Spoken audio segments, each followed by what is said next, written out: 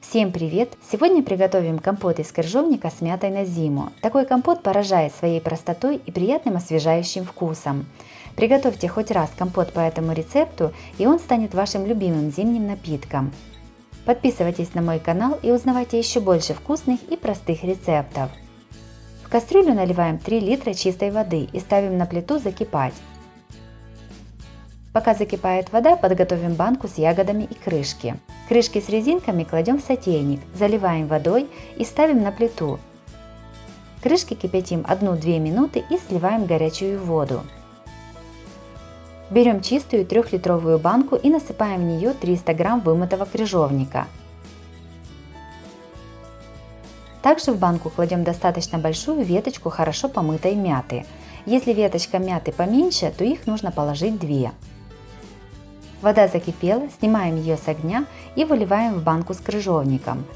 Сверху банку накрываем стерилизованной крышкой. Так банке даем постоять примерно 5-10 минут.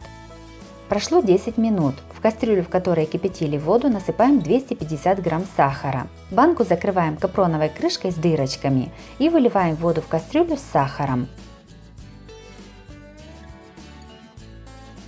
Сироп ставим на плиту и даем ему закипеть. Банку в это время желательно опять накрыть металлической крышкой. Закипевшим сиропом заливаем крыжовник с мятой. Также у меня на канале есть и другие рецепты разных заготовок на зиму. Смотрите их в моем плейлисте по ссылке на экране или в описании под видео.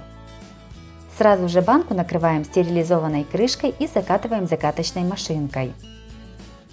Закатанную банку переворачиваем вверх дном.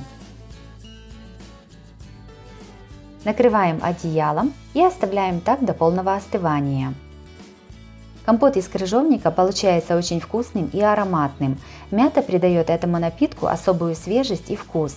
Обязательно приготовьте такой компот на зиму, он вам точно понравится.